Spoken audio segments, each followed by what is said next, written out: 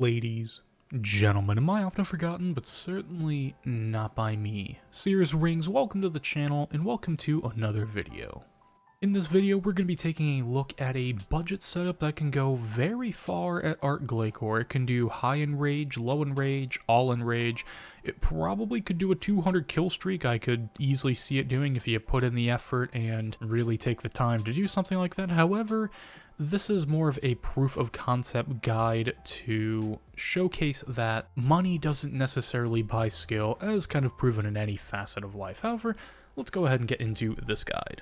So what do I mean by proof of concept guide? Well, what I'm talking about is how throughout playing RuneScape for the past decade or even longer at this point, I've seen a lot of different players in this game. I've been a member of a lot of different clans, and just in general have seen a lot of different posts on Reddit, YouTube comments, Twitch discussions, podcast, all the different stuff. And there's always been a theme of people, and I have been fully guilty of this myself, don't you worry, where people think that they are limited to not doing a certain piece of content because they don't own a certain piece of gear.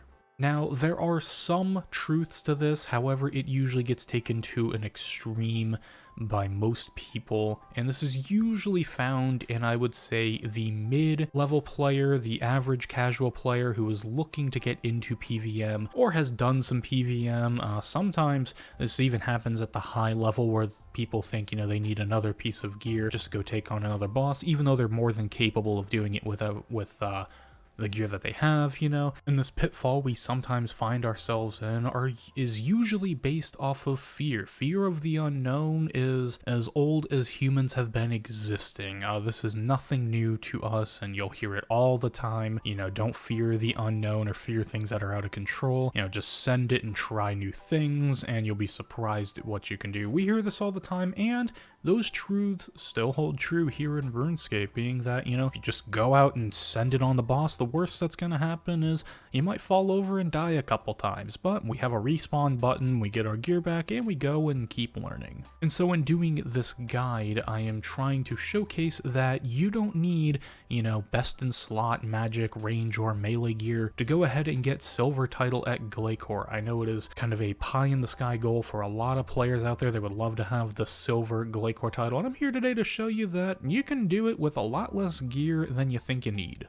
Alrighty, so for today's video, this is the preset we're looking at, and you might be looking at this and thinking there is zero chance that this is going to get silver glacor, but it does, and it does it pretty well. I was very surprised with myself when testing this preset and seeing what it can do, and it did rather well. Now, I do have to make a note that I was using COE, Death Ward, and Fury of the Small as my relics. As long as you have Death Ward, that's the only one that's going to affect the damage taken during the fight. And COE is more of a really nice quality of life thing. However, you absolutely do not need COE or Fury of the Small to get kills here at glacor, even at high-end rage. Now, as you'll notice, there are gaps in this preset. There are things that are kind of just missing in general. There's 3 empty spots. The food is even, but it's not as much as I could pack in, and I don't even have a staff here. That's right, I just went with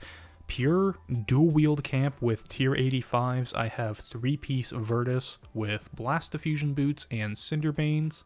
The hybrid cape there, that is purely cosmetic. As long as you have the regular Zuck cape, the magic one, that is all you need for this preset. I just happen to have the hybrid cape, and I don't have any of the single style capes, so I went ahead and just used that.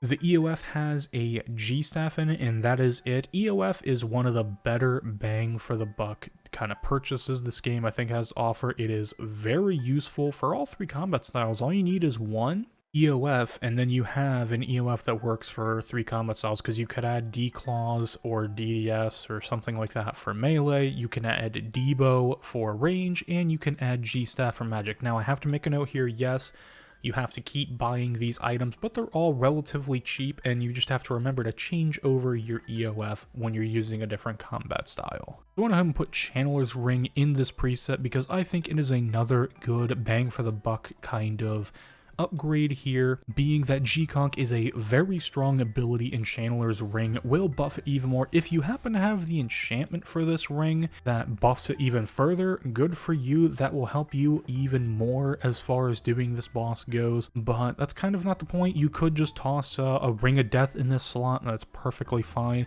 The rune pouches here just hold runes for Blood Barrage. That is just like my auto spell.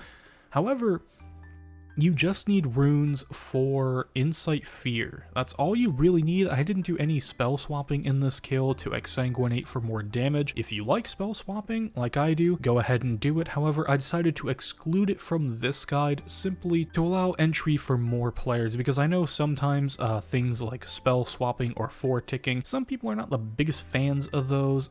They are absolutely helpful and they are 100% worth their weight in gold. However, I understand that for some people that is just a too steep of a barrier to entry, but it is what it is. You can play the game however you like. And other than that, Scripture of When you can quite literally get from this boss. You could just sit in normal mode and AFK this boss until you have a Scripture drop, and then that's a free way to get that. Cinders do a lot of damage. They are very worthwhile. I see most people in game using Cinders.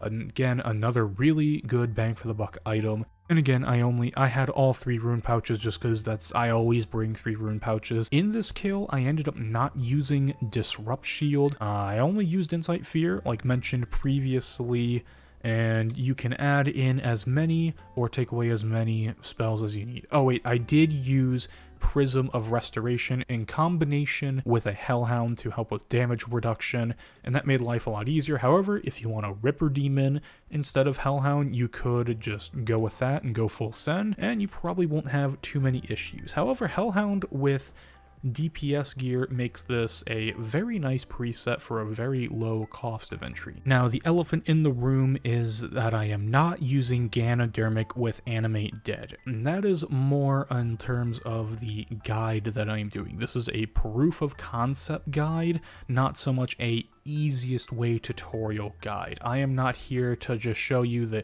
easiest, barge your way through a boss fight. Now, I want to help people grow and become better at PvM and learn in methods that are going to push them and test them, but are doable if they put in the time to do it. That is what I am here for. That's what I'm here to help y'all with. So being that this is a proof of concept guide, I said no Animate Dead, no Tank Gear. Now, if you want to go the route of Tank Gear just to help out with nerves and learning the boss, there is nothing wrong with using Tank Gear as a learning tool to get used to timings, to get used to tick resing, to get used to how the boss mechanics work, to be able to see everything and lower the nerves by getting a few kills that way. I have no problem with Tank Gear in that regard. However, I do believe if you are able to do a boss in DPS gear, or a boss is able to be done in DPS gear, it should be done in DPS gear. I am not a fan of people living on Crypt Bloom or Ganodermic or whatever, living on it forever, and that's the only armor they use. I am not a fan of that. I would much rather see people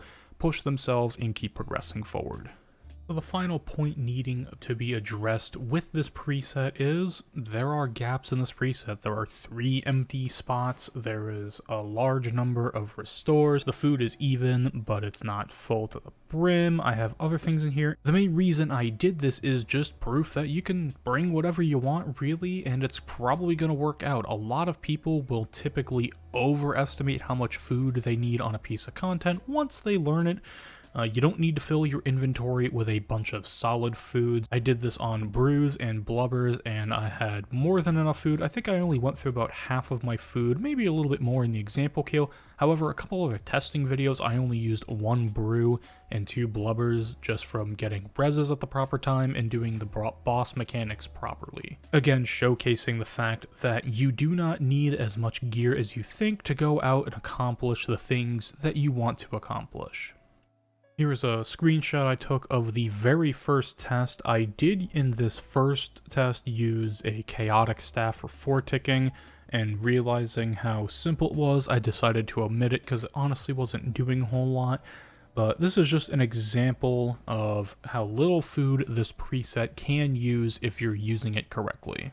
Alrighty, we have the budget preset here loaded up, our Hellhound is ready to go, our preset's ready to go. We'll go ahead and grab Adrenaline.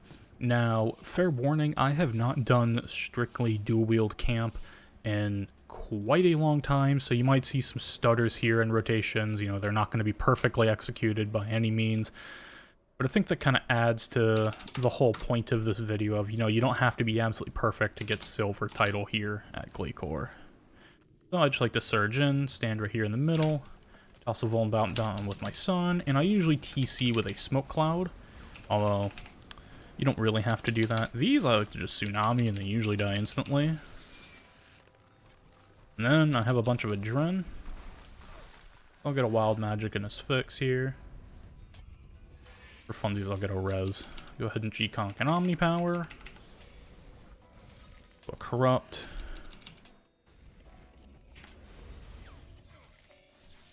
Going into a DPS check, so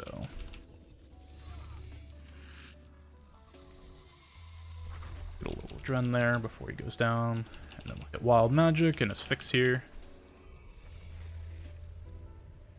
Generally in the sun, I like to get 2 wild, 2 magics if I don't have FSOA available. Even with FSOA, I like to get both 2 wilds, 2 magic, and an Omni off. If I can get a Tsunami off, fantastic. I'm just going to hold off on damage because I don't know what's coming up.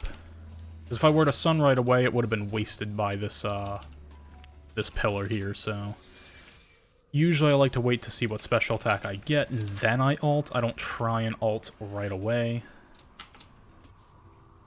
And it's usually worked out so far for doing this boss. And here I'll do an ability as I'm surging, and I like to surge up till this, like, little pillar here. I run south, and then west. Now we can go ahead and start. And here, I'm going to go ahead and get a res. Nice juicy one at that. And if you're feeling a little bit concerned, you can go ahead and hit Debil. It's not necessary, but it does make life a little bit easier and can give you some breathing room as far as thinking about what you're doing next.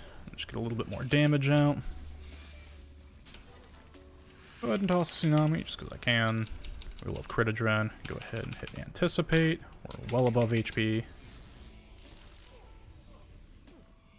I didn't have res there, so I'm just going to wait for this one and res that. It wasn't the biggest res because we were reflected, but it did get some damage off on him, and I'm not exactly concerned about that.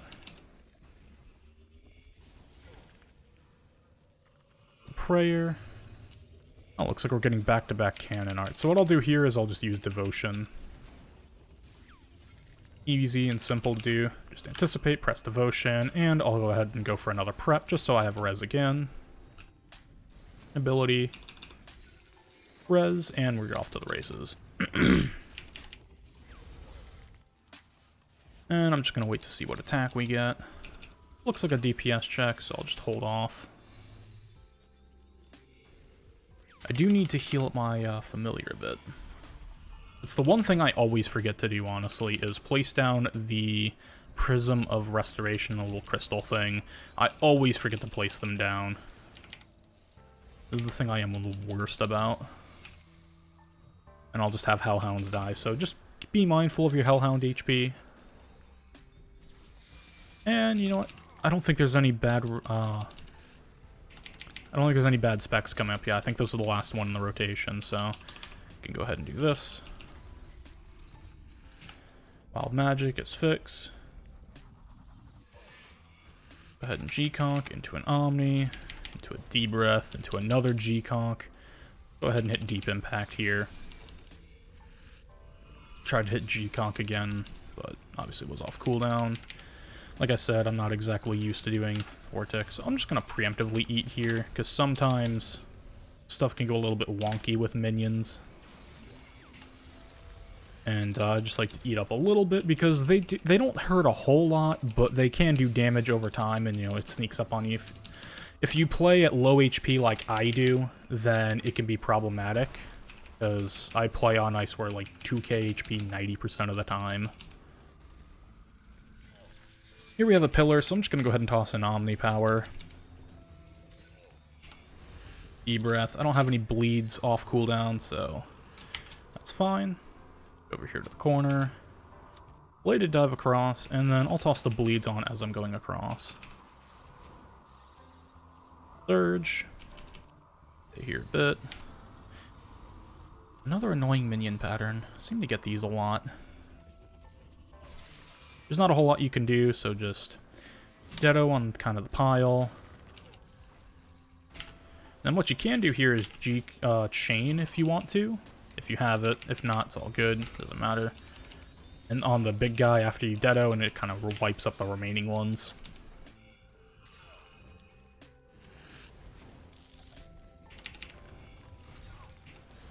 I think we have... yeah, we have a DPS check here, so... kind of annoyed at this one, so we'll just go ahead and give it an Omni Power, double basic, and it should die here on this G-Conk. Yeah. Alright. Then we can go ahead and start another Sun rotation. I don't think any... yeah, we already had Pillar, we already had Minion. I don't think there's really anything left to interrupt us. Yep, we gotta focus. Flurry, whatever it's called. Need to overload just yet.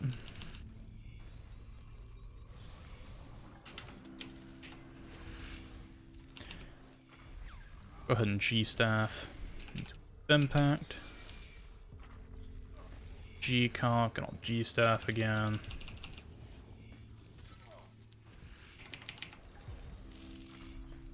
Res just happened to be off cooldown at that time. I don't know if I would advise y'all going for that, but it works for me, so...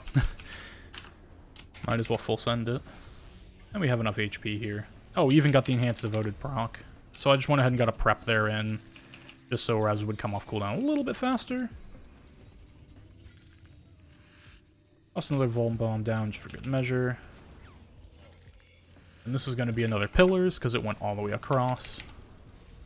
We'll just Omni and kind of Thresh here for a little bit, maybe until 2-hit us fix. Just got the notification down in the bottom left corner that our prayer renewal is about to run out, which means our overload is not far behind. So after this Surge, while I'm here, can go ahead and move over to re-overload. I would not go for a re-overload if you're in the middle of doing some pathfinding, or you're dealing with a movement attack. It's not exactly a smart move. It's better to deal with the attack you're doing and then go for your overload again. Because if you move, or if you don't move because you're clicking your overload, you die. And, you know, if you're not overloaded, that's not the absolute end of the world here. You're always going to have accuracy, so, you know, being not overloaded for 5 seconds isn't going to kill you.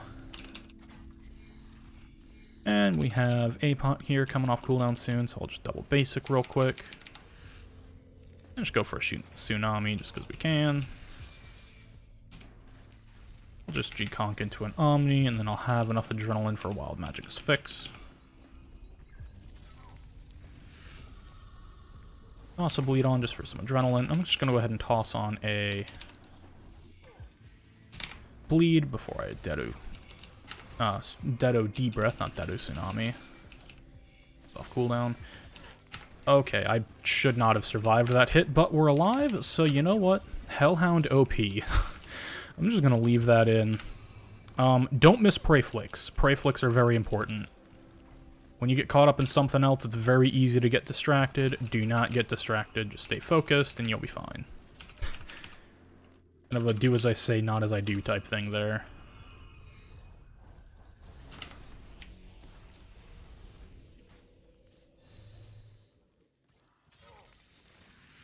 Now, obviously, if you're doing this and you're really concerned and you're finding it very overwhelming, you could substitute out for Ganodermic and Animate Dead and get these hits down even further to where it'd feel like a DPS armor kill of like maybe 1,500 or 1,000, or like it's quite a reduction in damage. Omni Power is a little bit overkill there, but DPS check is dead, so we can keep using the rest of our Sun here.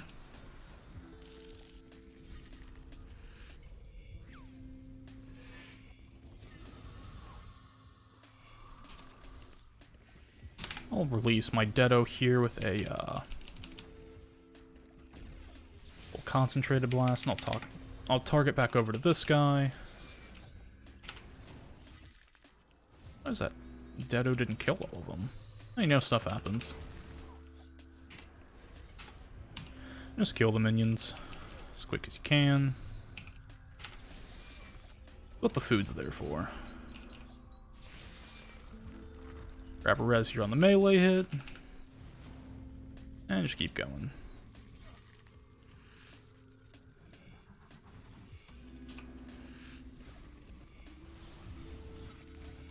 Flick per usual. I am kind of burning through food. That was a lot of unnecessary eating there. I was kind of just panic eating.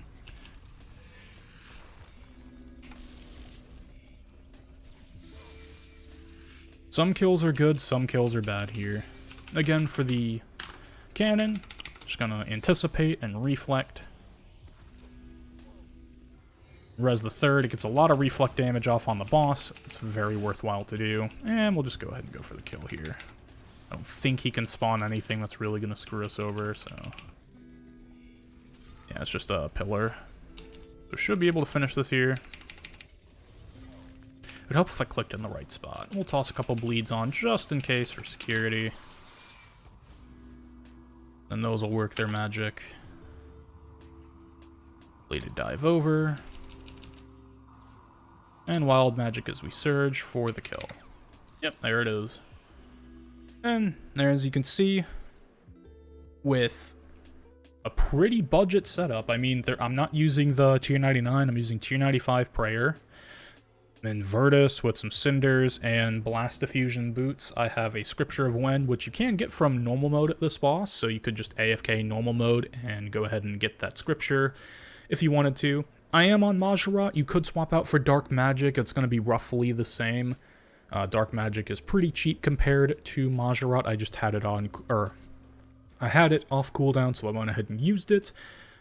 EOF, I highly recommend getting an EOF. That's one of the better bang for buck items. I don't G-staff nearly enough for a dual wield rotation. You can put a lot more in there, especially if you're utilizing Insight Fear with Tsunami. You basically can get off as many of those as you want because you're going to be critting quite a bit, and you're getting all that free adrenaline back. So...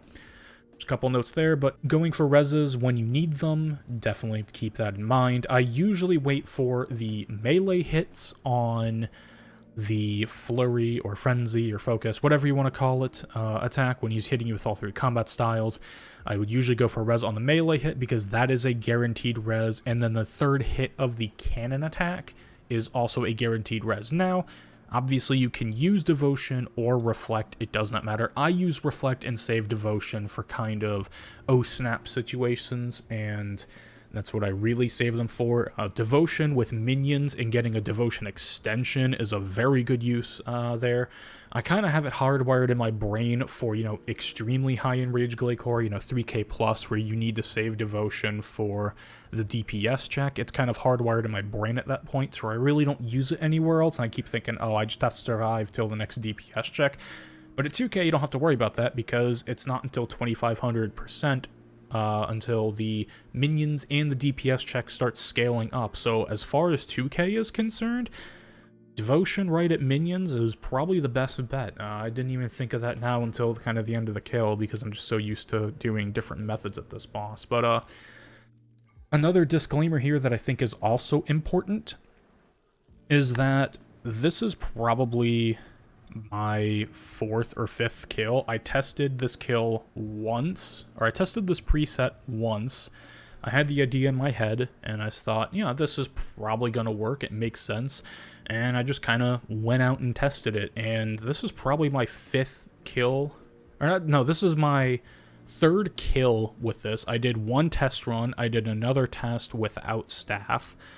And then I just went ahead and hit record and did this one. So that's about it. There's a lot of unoptimization as far as this preset is concerned, and, you know, perfecting rotations. As you could see, my rotations were very sloppy. The only thing that, or the thing that I do, I guess, excel with is tick resing, but tick resing is not, you know, a difficult skill to learn. It just takes, you know, just like anything else and kind of this whole theme of the video, it is just practice makes perfect.